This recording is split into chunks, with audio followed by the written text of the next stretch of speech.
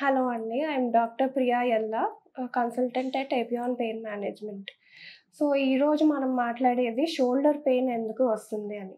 So, shoulder pain ఎక్కువ rotator cuff injuries వల్లైనా, rotator cuff tendinopathy వల్ల వస్తది. ఇది కాకుండా బర్సైటిస్ వల్ల రావచ్చు, ఆర్థరైటిస్ వల్ల రావచ్చు. అండ్ ఎక్కువ మంది మనం చూసేది షుగర్ పేషెంట్స్‌లో. షుగర్ పేషెంట్స్‌లో ఎందుకొస్తది? మన జాయింట్‌లో అతుకులనేది ఏర్పడతది. దీనిని మనం ఎడెసివ్ క్యాప్సులైటిస్ అంటాం. సో, ఇది కాకుండా చుట్టూ 4 కండరాలుంటాయి. ఆ 4 కండరాల్లో గూడా చిన్న చిన్నగా టేర్స్ అవుతూ ఉంటాయి. సో, ఎక్కువ షోల్డర్ పేషెంట్స్‌లో మూవ్‌మెంట్ రెస్ట్రిక్షన్ అనేది ఉంటది. సో, ఇక్ ఇక్కడి నుంచి ఇక్కడి వరకు కూడా ఎత్తలేకపోతారు. లేతే normal daily activities hair combing కానీ, షర్ట్ ఏసుకోవటానికి కానీ, బటన్స్ పెట్టుకోవటానికి కానీ, వీటన్నిటిలో ప్రాబ్లమ్ అవుతూ ఉంటది.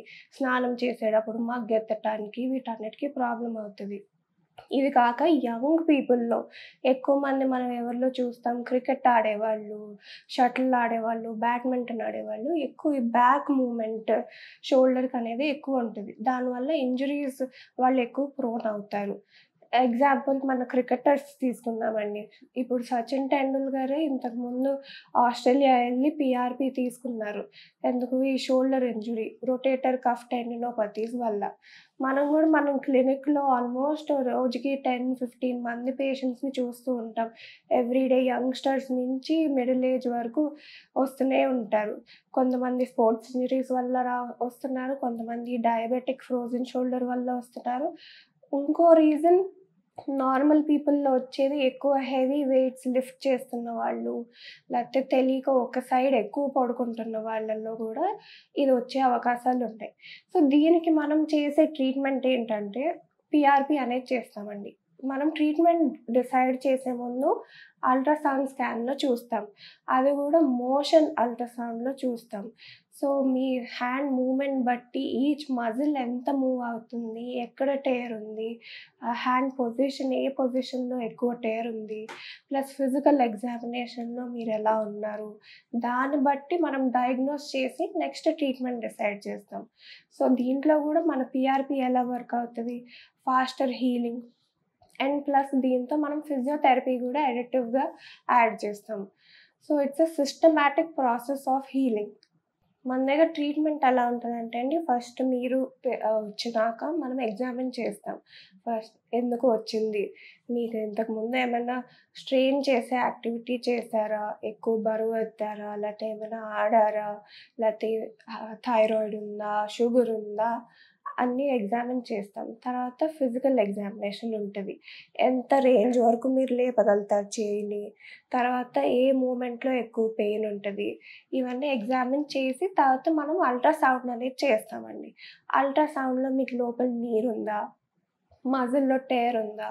లేతే బర్సాలో ఫ్లూయిడ్ ఉందా? జాయింట్‌లో ఆర్థరైటిక్ ప్రాబ్లమ్స్ ఉన్నాయా? అన్నీ చూస్తాం. ఇది కాక తర్వాత టేర్ బట్టో లేతే ఎడెషన్ క్యాప్సులైటిస్ బట్టో మనం ట్రీట్మెంట్ ఉంటది. మన ట్రీట్మెంట్ ఎలా ఉంటదంటే అండి, first we have different sittings of PRP. మీకయిన ఇంజురీ బట్టి మన పీఆర్‌పీ సెషన్స్ అనేది ఉంటది.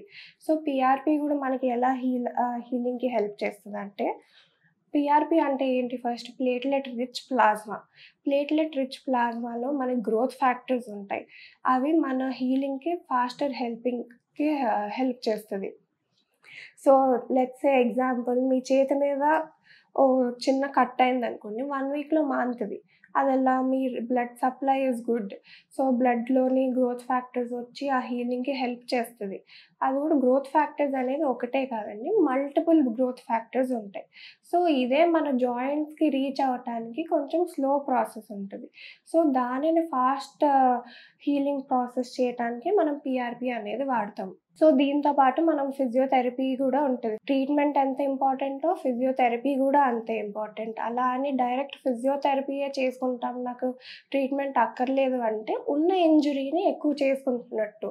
సో, ప్రాపర్ గైడెన్స్ లేకుండా ఫిజియోథెరపీ చేస్తే ఎక్స్‌ట్రా టేర్‌ని కాజ్ చేస్తున్నట్టు, ఇంకా ఎక్స్ట్రా ఇంజురీస్‌ని కాజ్ చేస్తున్నట్టు.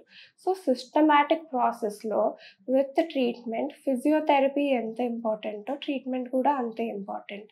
సో, ఫిజియోథెరపీ ఎందుకు అవసరం అంటారు ట్రీట్మెంట్ అయినాక అంటే, సో, ఇన్నాళ్ళ నుంచి మన టేర్ అయిన వల్ల మజిల్ వీక్‌నెస్ వస్తది. సో, ఆ వీక్‌నెస్ వల్ల మనకి స్ట్రెంత్ అనేది రాదు చెయ్యి లేపటానికి.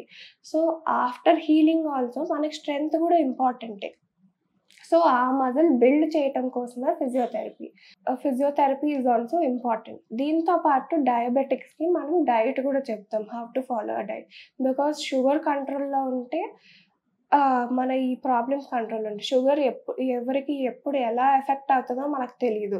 కొంతమందికి కిడ్నీ ఎఫెక్ట్ అవ్వచ్చు, కొంతమందికి ఐస్ ఎఫెక్ట్ అవ్వచ్చు, కొంతమందికి నర్వ్స్ ఎఫెక్ట్ అవ్వచ్చు. అలా కొంతమందికి షోల్డర్ ఎఫెక్ట్ అవుతది. సో, వాళ్ళలో మనకి ఫ్రోజన్ షోల్డర్ అంటాం దాన్ని.